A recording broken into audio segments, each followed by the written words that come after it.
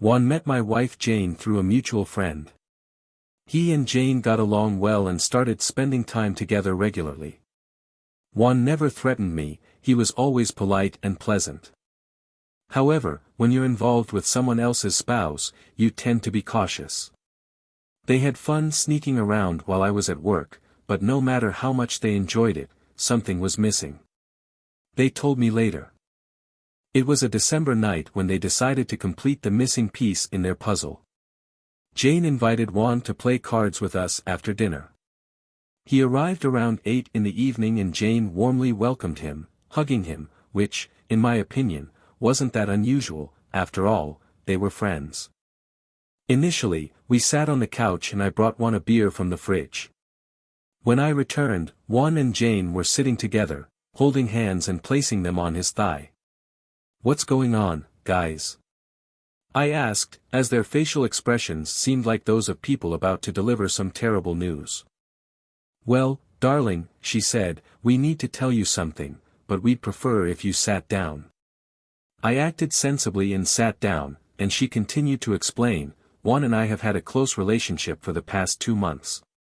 You see, there's a chemistry between us that's stronger than both of us, and one thing led to another. We care about each other. I care about you too, and I didn't want to deceive you, so we have a proposal we'd like to make." Juan picked up where Jane left off. "You see, we can't stop seeing each other, there's too much to ignore, but we wanted to make sure you were part of our little arrangement. We'll continue to make love regularly, but you'll be there with us, watching, maybe lending a hand from time to time," he said, smiling. Jane continued, "Actually, it will be a lot of fun for you. I've checked your search history, and I know you enjoy cuckold instruction videos." I rolled my eyes when she saw me embarrassed. "I've seen the history on your browser, so I know deep down it's really what you want. Honestly, it'll be better for our marriage this way." Juan began again, "So all we need from you is a signed document, a simple statement that all parties within the contract accept these terms." I reviewed the papers Jane pulled out of her bag. Some clauses indicated that she and Juan would be exempt from any legal consequences if the agreement didn't work out, and I decided to initiate divorce proceedings. Some points allowed various forms of physical contact, such as kissing, hugging, and even sharing a shower in a bed. I stood there with a dry mouth, not knowing what to say. Jane asserted her right, "Look, I love you, but I also love Juan and what he can do for me. It's nothing personal, but what he makes me feel is something I can't just give up. I know he feels the same way about me." Juan nodded in agreement. "So, sign the contract, darling. From now on, everything will be like this." What should I do? I certainly didn't want a divorce, but I had no idea how I would react to seeing another man in bed with Jane. I looked at them again, their hands still intertwined, but now on her thigh. Jane looked at me seriously and said, "Maybe this will convince you to sign." I watched as she brought Juan's face closer to hers and began to kiss him. He responded in kind, placing his hand on her cheek. A part of me couldn't believe what I was witnessing. There was my wife kissing another man. "See, you like this," he exclaimed. That's when Jane approached me. I looked at the contract with the pen in my hand inside. I couldn't keep this from them, and I wasn't sure if it was the right thing to do. I had delved quite deeply into cuckold instruction stories, but that was for a case I was working on. You see, I'm a private detective, and I handle many divorce cases. In addition to the security company I own, I obviously hadn't investigated enough. So, I switched into investigator mode, which I'm sure they didn't expect. I pulled out my miniature recorder and pressed the recording button. Just to clarify, I'd like to record our conversation to eliminate any future disagreements, just for my own peace of mind. Do you understand? There's a lot of legal jargon here. I noticed that both of you have already signed, and your signatures are notarized. Yes, John said, we just wanted to save time. We knew you would agree with this. Geraldine, our notary, will be here soon to notarize your consent. Then we can start enjoying it. He smiled like a child on Christmas. Just to clarify, how long have I been in the dark about this? I can't believe I didn't notice. Jane laughed. Well, we've been married for 4.5 years, and for 2.5 of those, John and I have had a romance. And please, don't mention it in those terms. He's my soulmate, and all this time, we've been making love for real. Maybe I got a little carried away. Oh, come on, Richard. Don't be so self-centered. She's loving enough for both of us, he commented, and I looked at them and realized my marriage had come to an end. I took the pen, made my mark, and stood up. I hope this satisfies you. I showed them the scribbled document on the signature line. Jane looked at the contract. Son of a, sorry, I'm not good at sharing. Now, look here, I shook the beer bottle in my hand, pressing my thumb against the mouth. I took the contract, folded it, and slid it toward her face. I turned around, grabbed my briefcase, laptop, and jacket, and despite their demands to come back and asking where I thought I was going, I opened the front door. I ran into Geraldine, the notary. You must be Richard. Oh my God, I got into my truck, backed up to the beginning of the driveway, engaged the gear, and turned the steering wheel to the left, driving over the front lawn and through the rose bushes. As I exited the curb, it grazed the left rear panel of the Lexus. I knew I was acting like a teenager. Sue me, at least he's still alive. I headed to her parents' house. I decided to be proactive, and although I love my in-laws very much, I wasn't going to be the villain.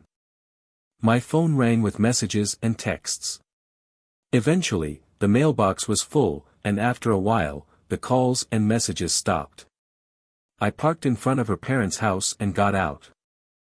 I rang the doorbell, and soon I heard, all right, I'm coming. The porch light came on, and I found myself face to face with her father, Judge Thomas Smith. He didn't seem to be in a good mood.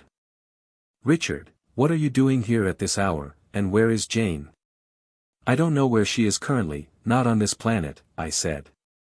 My father-in-law and mother-in-law had always treated me with love and respect, despite having a son. In addition to my soon-to-be ex-wife, I handed the judge the contract and placed my miniature recorder on the kitchen table. What's this? He asked, started reading, and his eyes widened. Is this true? He asked. I turned on the recorder, and it all started from the moment I asked if I could record the conversation to avoid misunderstandings. As she played it back, her husband listened, and suddenly, the robe she was holding closed opened, and her hand reached for her face, covering her mouth. She gasped, and the robe opened, revealing the black nightgown she was wearing. Well, I thought, her night is ruined. She finished reading and looked at me. I don't think there's any way to avoid this, is there? What would you do in my situation? He looked down and sighed. I understand, son. Just then, the old phone in their house rang. His wife answered, Hello, Mom, is Richard there? I need to talk to him right now. Her father picked up the phone. What's this you two have problems with? A scream and surprise could be heard on the other end. Dad! What are you talking about? This is none of your business, not yours or Mom's. It's just about me and my husband. You will receive the contract that explains it, otherwise, you've turned this into a family matter. Oh no, cries. Oh no, they know. Her father said goodbye, Jane, and hung up. Dad! He turned to me and said, Go and get a good rest tonight, then do what you have to do. Just don't do anything foolish, understood? Yes, sir, I apologize for everything. It's not your fault, son. Sometimes the snake just slips into the garden. I left, got into my truck, drove to Annan, and checked in for a week. I started raiding the minibar, then collapsed and vomited all over the floor. Fully clothed, I crawled to the shower and rinsed off, and collapsing on the bed, I sank into a realm of dreams. The next morning, I woke up and recomposed myself when I realized I had no clean clothes. I called another good friend, Gerald, the one who wasn't sleeping with my wife, and asked him to buy something fresh and bring it to the hotel, room 819. I was a little worried about what was happening, so I told him I would explain everything when he arrived. Oh, and grab some muffins and plenty of coffee. Hurry, buddy. Then, I contacted my office and instructed my two best men to start monitoring them. I called the bank and froze all my accounts, both personal and business, cancelled all our joint credit cards after settling the outstanding payments. Next, I called to deactivate her mobile phone, which was part of my business plan with the company, and then called to disconnect all the public utilities in our house. I called my friend, who was a lawyer, and she recommended a divorce attorney. My brother is excellent if you want to cause maximum damage. Tell him I sent you. It's a foolproof way and could be a historic decision. I called her brother, and at that moment, Gerald showed up. I got dressed and bought groceries for breakfast with him. I informed him about the events of the previous day while telling my future lawyer what had happened and what I wanted. He told me to come to his office with everything needed around 3 p.m. We would discuss the strategy. Gerald couldn't believe what he was hearing. I can't believe she could do this, not for cheating, but for proposing a written and notarized contract. By the way, let me know if you need to do anything else. I'll get in touch with you later and keep you updated. No problem, buddy. I never trusted why, and I guess now I know why. If you need anything at all, Astrid and I are always here. Astrid had been his wife for 10 years and always treated me like a younger brother. He left, and I looked at myself in the mirror. I looked terrible, definitely an improvement from yesterday. Nevertheless, I went out and headed to the bank. I was immediately escorted to the office of the senior vice president. I'm not a millionaire, but between my personal and business accounts, it was a substantial amount of money. He lunged at me. I don't understand your actions. Of course, it's your money, and you can do as you please, but is there anything we can do to change your mind? Guess where John worked? He was a senior financial consultant at the bank. So, I placed the contract on the vice president's desk and turned on the recorder. His eyes clouded as he read the contract, but when he realized what he was reading and hearing, the color drained from his flushed face. This must be some kind of joke. If it is, I'm not laughing. I can't continue doing business with an institution where this man who's sleeping with my wife is employed behind my back. My voice rose to a low growl, and I'm sure the surrounding staff heard every word. I took the contract from his trembling hands and grabbed the recorder. Tell John Samuels that legal documents will be served to him soon. Have a good day, sir. I turned around and left. As I passed by his office, I heard him shout, "Get Samuels in here immediately." I laughed. I stopped at the supply station and printed 3 copies of the contract. I thought it best not to show the original to anyone until it was in my lawyer's hands. Then, I went to my insurance agent. You can guess which future ex-wife worked there. I was escorted to the owner's office, Miss Daphne Loria. I thought I heard a muffled Richard as I walked through her office. This is going great, I smiled. Miss Loria stood up when I entered and shook my outstretched hand. Richard, good to see you. How can we assist you? She seemed nervous and clearly out of her element. I suppose you know why I'm here, Daphne. I am canceling all my insurance with your company with immediate effect, and I would appreciate a refund check right now. I cannot do business with someone who would hire a deceitful and dishonest wife. Hold on a moment, Richard. Your personal feelings can't influence how my company conducts business. I lifted a copy of the contract on her desk and stared at it. You need to listen to the audio recording. She read the 3 pages and briefly examined the notary's seal and signature. Tremors shook the upper part of her body. One moment, please. She pressed the intercom button. Jane, you can come to my office right now. A few seconds later, my future ex-wife, clearly affected, entered the office. Yes, Miss Loria. Jane, you're fired. Clean your desk and leave immediately. Jane hesitated and then fainted. Several people rushed to her and tended to her. Miss Loria stood up and asked if my decision still stood. I stood up and shook her hand. It's refreshing to deal with a high-integrity professional. I think I can leave my business where it is. I turned and left, stepping over my ex-wife lying on the floor and headed to the lawyer's office. My lawyer was named Nathaniel Sen, a bit older than me but looked younger. He was shrewd. He invited me into his office, asked if I wanted something to drink and then had his secretary bring us water. Now, Richard, I've spoken with my sister and she seems to think I'll enjoy this. So, what do you have? I presented the original contract and then turned on my recorder. The recording ended and he listened to it, but the contract seemed to pique his interest more. When it was all over, he pressed the intercom button and his legal assistant entered. Come, take this tape and make 2 copies, then put the original in the safe, purchase Mr. Daniels a new tape and return the recorder. He read again and occasionally glanced at me. Finally, he put the contract aside and looked at me. This is real, isn't it? No one could make something like this up. He pondered for a moment and then looked at me. Well, what do you want to do? I want to crucify them. I want to cause them so much pain that they can't find employment or have a public life together. I want them to pay big. He smiled slightly and looked at me. I have never seen anything like this in my life.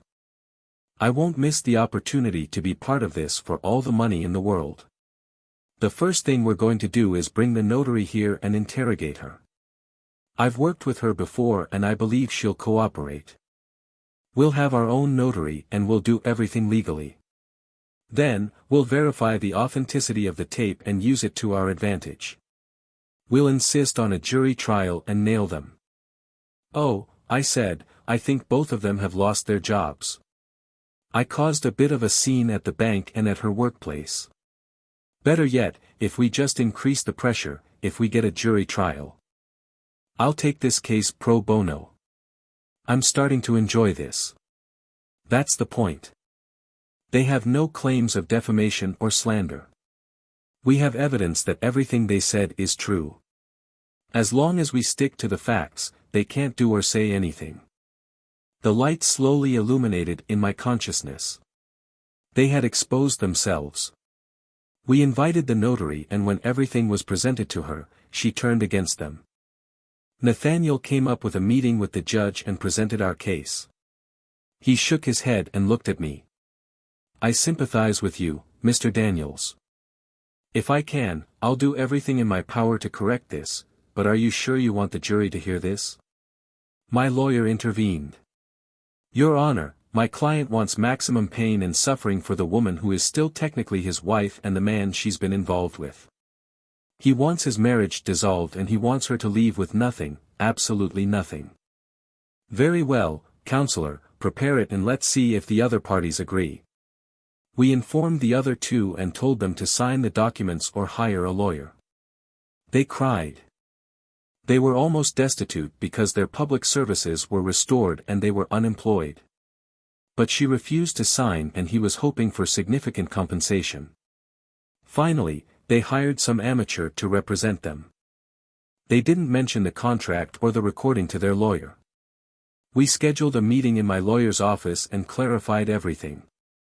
My lawyer verified the recording for synchronization and sound authenticity. We were ready. They showed up at 11, bringing her father along. I was surprised and somewhat concerned. I shouldn't have been. Jane approached me, as if ready to hug. I resisted her advances and mocked my former friend. She started by saying that it was all a big misunderstanding and I had unleashed hell on them. Both of them lost their jobs, were almost broke and had no prospects for the future. I drafted a release of claims and handed them the house, but without money, they were sinking fast. They tried to sell the house, but luck was not on their side. She wanted me back in her life, in her bed and, most importantly, in her bank account. My lawyer responded to one question with another, "Are you still seeing Mr. Samuels?" Her lawyer claimed it was irrelevant to the discussion, "They're just friends." With these words, my lawyer pulled the contract from his stack of documents and placed it in front of the guy. "Let's try that again," he said, looking at Jane while her lawyer read the document. "Are you still seeing Mr. Samuels?" She paled and almost fainted. "I don't think I want to answer that, it's too personal." "Very well, Miss Farrell, you'll be able to answer that under oath in court." I felt increasingly satisfied watching their lives crumble. Her lawyer finished reading the contract and seemed like he was about to faint. "They never mentioned this before," he exclaimed. He turned to my lawyer. "All of this is hearsay, they have no real evidence." That's when my lawyer produced an affidavit from Miss Geraldine Schultz, their notary. He handed it to the lawyer along with a signed and notarized statement from me about what was said and demanded. Then he took out the tape recording.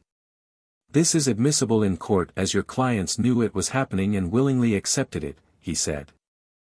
My guy pressed play and their whole world fell apart. Her lawyer looked terrified. That's when her father, the judge, spoke up and resolved everything.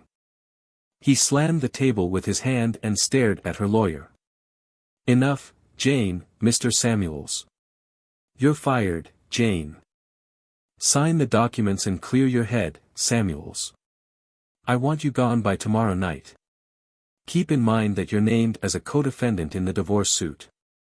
You'd better find legal representation before Richard decides against you. And Jane, I understand you won't gain anything from this. I believe if you go to trial, you'll get even less. My mother and I are disgusted with you and your behavior. Your brother refuses to bring his wife and children to our house while you stay there, so you'd better start looking for another place to stay. You chose him over your husband, so maybe you two will work out." I heard him mutter that under his breath. I hope it doesn't turn out that Jane's parents were paying the bills for her legal representation. So, she signed everything while Samuels got up and ran out of the room, disappearing from the face of the earth. I have nothing to do with that. 3 months later. I was the only one sleeping in my bed, and I was a lonely man. Well, that was last night. The Jones sisters promised to cheer me up tonight and all day tomorrow. Life is good. Story 2. I, 31, recently divorced my ex-wife, 28, because of her lies and infidelity. My wife and I first met in a shopping mall. I had gone to the mall to get some items since I shopped only twice a month. As I was about to leave the mall that day, my wife came to me and asked if I could look at her car, which had refused to turn on. While helping her check her car, I realized that her problem was minor, and I helped her fix it. Originally, I had no intentions of becoming friends with her or anything because I only wanted to help her and leave. But in the process of helping her fix her car, we had a great conversation, and we ended up exchanging contacts. After that day, we didn't see each other again until a week later. I had forgotten entirely about her, and if she had not called me again, things would not have gotten so serious between us.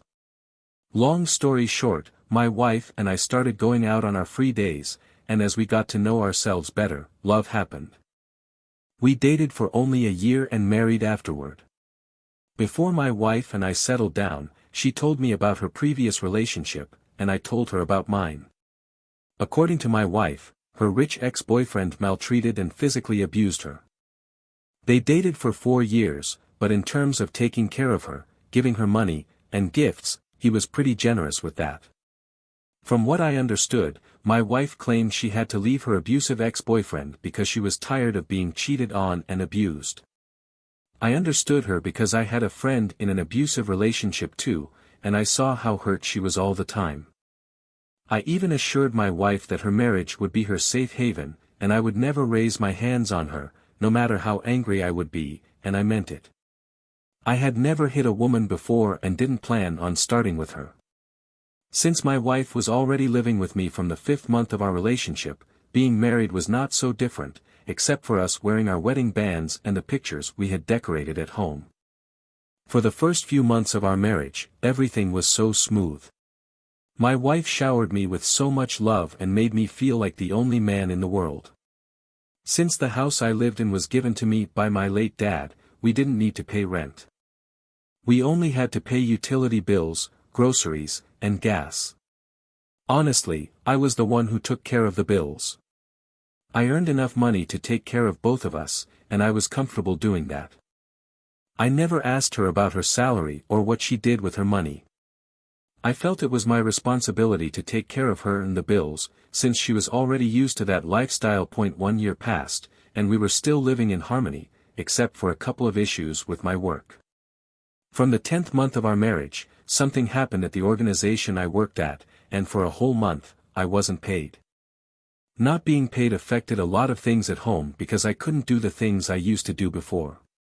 Initially, when we realized at work that we wouldn't be paid for that month, I wasn't bothered because I believed my wife would take care of the bills at home until things returned to normal. But I was so wrong. That day, I went home to tell my wife I wasn't paid, thinking she would pacify me and take over things for a while, but she shocked me. She started being so dramatic, and then made a fuse out of it. She asked me what we would do, and I told her to take care of the house until things were normal. Guess what, guys? My wife said she would only agree to help with the house if I agreed to pay interest on all the money she would spend. When she said so, I thought she was joking, but she wasn't. She meant every word she said. Her response shocked me, considering everything I had done for her since we started dating until our marriage. Honestly, I would not have believed it if I had been told she would say something like that. Ultimately, I agreed to her terms, and she counted every penny she would spend and gave me her interest rate. As if paying interest and refunding her money was not enough. That same week, my wife's attitude towards me changed entirely. Before I had issues with my job, she used to be so clingy and would repeatedly profess her love to me. But once she started paying the bills at home, everything changed. She no longer allowed me to touch her, and she changed from the talkative person she used to be to a very cold one. I noticed all these changes, and when I confronted her about it, she said it was her new mood and that if I had any problem with it, I should deal with it. Even how she talked to me changed, and respect was gone. Everything happened so fast, and in a twinkle of an eye, I didn't know who my wife was anymore. To make things worse, the company I worked for had to lay off some people, and I had to go after getting my salary. When this happened, I didn't tell my wife about it because she was already making staying with her at home unbearable. I told my friends about it, and thankfully, one of them reached out to someone who had just opened a fancy restaurant, and I got a job there. I worked as a waiter for almost 2 months at this fancy restaurant and didn't tell my wife about it. The pay was smaller compared to my previous salary, but it was better than doing nothing and being insulted by the woman who used to tell me I was the heir she briefed as for the bills at home. After 2 months of her adding her insane interest rate to the money she spent, I had to stop that, and we started splitting 50-50 THS. Even with us splitting the bills, our marriage did not go back to how it used to be. But I wasn't even bothered about that because my only focus was to keep applying for jobs until I got a better job than serving at the restaurant. Somehow, I believed my wife's respect would return after I got back to my old financial status. One day, I was at the restaurant trying to sort the orders of customers that just came in when I spotted my wife walking into the restaurant. When I saw her, my heart skipped because I thought she had gotten information that I was working there. To my greatest surprise, she walked to a table where a man was already waiting for her, and they lip-locked each other. My heart broke instantly, and when I realized it was her ex-boyfriend, whom she told me she had cut all contact with, I nearly peed in my pants. One of my coworkers, who had worked there before me, saw the shock on my face and asked if everything was all right. It took me a few seconds to respond to him, and when I did, I told him about my wife and her ex-boyfriend. He was also surprised and confused but understood better when I told him my wife didn't know I was working there. The coworker that talked to me and I were close, so he devised a plan for me. After we agreed on the plan, he went to take their orders. The plan was he would go and take their order, and once their food was ready, I would go and serve them while he would record everything from behind. I did as we had planned. I took the food to my wife and her ex-boyfriend without breaking my stride. When she looked in my direction and saw me, her face turned pale and she spat out the red wine she was drinking out of surprise.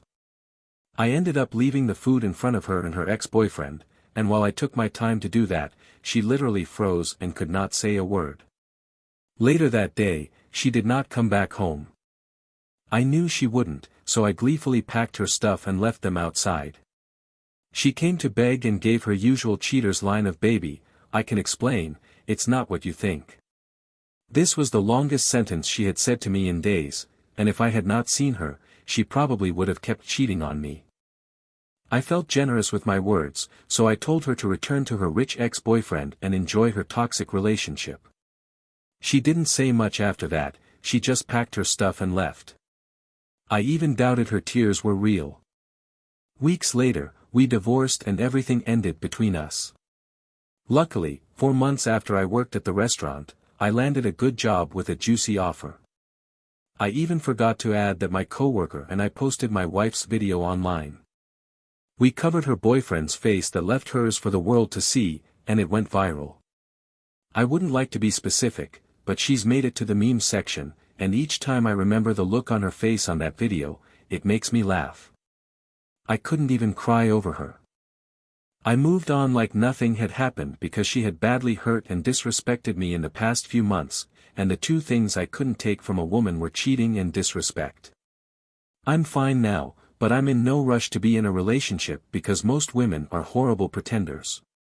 They are so good at saying, "I'll be a ride or die," but they leave when something happens. It is obvious your wife has been pretending from the beginning. She loved the life she had with you and the things you did for her. It's always heartbreaking to give your all to someone and work so hard to make them comfortable and happy, but the moment you need them, you realize you were in the relationship alone. You should be glad that you found out before you got your new job, or else you would have manipulated your soft heart again and taken advantage of your love. It's beautiful to hear that you have moved on. Enjoy your life and take your time before you get into any relationship. Story 3. Here is my story. Before my wife and I became a couple, we had always been family friends. Her mother was a close friend of my mom, and they used to come around her house a lot when she was a child. My wife and I did not get along so well as children because I used to tease her a lot, but when we became adults, a lot changed. Seeing her often contributed to me falling in love with her, and months after that, we started dating. According to my wife, I was her first real love, and the rest of her college relationships were just her testing the waters. When we started dating, we told our family about us, and they approved of our relationship because she was no stranger to our family. But before we married, we had a serious fight that led to us nearly breaking up. So, there's this cousin of mine that had been my rival since I was a child. He was my maternal cousin, a couple of years older than me. My mom's younger sister had him when she was 16, while my mom waited till 21 to have me with my dad. I can't explain why, but my cousin and I always fought or struggled for something. No matter how our mothers tried to force us, we never seemed to get along. He was also a low-key bully who constantly bullied me all the time, but he'd act well-behaved whenever he was with our parents or any adult around. What caused my wife and me to nearly break up was my wife, who was my girlfriend then, made out with him at a family reunion we had. And when I caught them, I was so mad. She knew he was my rival, but she didn't push him away when he made advances at her. She allowed him to kiss her, which nearly destroyed our relationship. It took me about 3 months for us to make up after that fight. That was after I looked at things from her angle and realized that she was strongly under the influence of alcohol. Now that I share this, I wish I had ended things with her then. Maybe she wouldn't have caused me so much pain after all those years. After my wife and I married, we moved to the state where we worked and only visited our hometown on holidays and important occasions. We were both happy with our lives and lived below our means. Already, we knew kids were not coming into the picture yet, so we never talked about children. In the end, I tried my best to be a great husband and supported my wife financially, emotionally, and spiritually, as well as in the other aspects of life where she needed my support. Aside from our families, we were all we got. Between my wife and me, I was the person who only visited our parents on special occasions or invitations. But my wife tried as much as she could to visit our hometown at least twice a month. Her mother was very sick, and as the only child, she needed to go back and spend some time with her. On some of the weekends she visited her mother, she would sleep over and return on Sunday evenings. This way, she would get to spend time with her mother and see my parents as well. All this while my wife was visiting her hometown, she never returned to tell me that she had seen any of my old friends or hers. She always sounded like the only people she saw were my family and her family, and it felt odd for someone who grew up in the same town with a dozen friends who still lived there. For almost a year, my wife continued to visit our hometown twice a month, even when her mother recovered from her illness. My wife didn't stop visiting. She said she was drawn to our town and loved how she could visit everyone to stay connected to our family. When she said this, I should have suspected something fishy was going on, but I didn't have any reason to doubt my wife because I trusted her and didn't think she would betray me. By this time, we had been married for 2 years, and our bond had strengthened. 2 months before Christmas, my parents decided to renew their wedding vows because they had been married for 30 years and wanted to reignite their old love.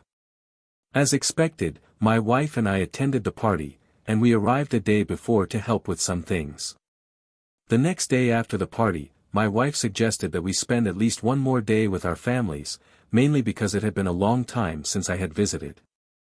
I agreed, and we stayed for the small family after-party. At the after-party, my cousin, who had always been my rival and the favorite child of the house, was there too. Knowing I would stay, I invited some of my old friends to get wasted with me. Later that night, while my friends and I, my cousin, and a few other people were drinking and chatting about different unimportant things, my cousin got drunk and began to make a scene. From his childhood, he had always been a bragger around me. It was almost like he always wanted me or everyone to know he was doing better than me. Even though he was born out of wedlock, immediately, my cousin started making a scene. My friend and I laughed about an old memory at the top of our voices, and my cousin got attracted. Instead of continuing with his drama and blabbing, he turned in my direction and started to say things. He began abusing me in my marriage, and when I did not respond, he got pissed and began to tell everyone how he had been sleeping with my wife. The first time he mentioned sleeping with my wife, I thought he was only saying that to get to me. But when he mentioned how she came to her hometown on weekends and how they had fun together, I knew he wasn't lying. At this point, the only thing that felt right was to record him as he bragged. So, I took out my phone and recorded him as he bragged and exposed his secret. My cousin even went as far as saying that he slept with my wife on purpose to show me that he can also have whatever I had. I was so disappointed in my wife when I heard everything, and I couldn't even hide the embarrassment when it seemed like his bragging would not end. I was forced to leave everyone. As soon as I got into my parents' house, I met my wife talking to my parents, and I began to yell at her before I left my cousin and my friends. I had already sent the video to my wife so she would know that I knew about her affair. But after she saw it, she told me not to believe anything my cousin said because he was drunk. I believed everything my cousin said because he wouldn't have talked about it if he did not sleep with my wife, as he bragged. He would have simply bragged about something else. I was so angry that I confronted her in front of my parents, and after yelling and yelling, she admitted in tears that there were a couple of times she mistakenly slept with my cousin, the one person she knew I hated so much. My parents had to intervene and were so disappointed that my wife was cheating on me. Her mom, who was also in the room with my parents, was so disappointed in her, and she left the house in shame. I had also dropped the recording of my drunk cousin on our WhatsApp family group chat, and everyone had finally seen that he wasn't the good person they all thought he was. That night, I didn't sleep at home because I could not stand the shame and embarrassment. So, I drove to a nearby motel. My parents and wife kept calling me the whole night, but I didn't take anybody's call. The following day, I texted my mom that I was returning to the town I lived in and left my wife there. She also came home later that evening, but I had packed my clothes and other valuables, and I left the house for her. When she called me that evening to ask where I was, I told her it was over between us, and that my lawyer would be the next person she would hear from. I wasn't ready to listen to her explanations, so I blocked her number and blocked her on all of our mutual social media platforms. Our divorce was difficult for me, but I went through with it. We are divorced now, and my family sees her differently. My mom and her mom are still friends, but she isn't welcome in our house. I have learned a lesson, and whenever I see red flags in my future relationships, I will not try to justify them, because a leopard never changes its spots anyways. 3 years have passed, and I have not been able to completely forget that night. It still haunts me in my sleep. As for my cousin, there can never be any form of friendship between us, because he is no different from an animal. Many things have changed in my family after everyone saw him brag in that video, and I'm pleased with the new way they treat him. A leopard never changes its spots. Cheating spouses will always cheat, and, like in your case, they might say it happened as a mistake, even when it happened several times. Your wife betrayed your trust, and that's unforgivable. She disgraced you, and you made the right choice by cutting her out of your life. I'm glad you didn't give her a third chance, because you would be making a horrible mistake. As for your cousin, it's best to avoid him totally. He's not worthy to be called family. You have to forget about your wife and everything that happened. That's the only way you can move on, and I hope you do the right thing.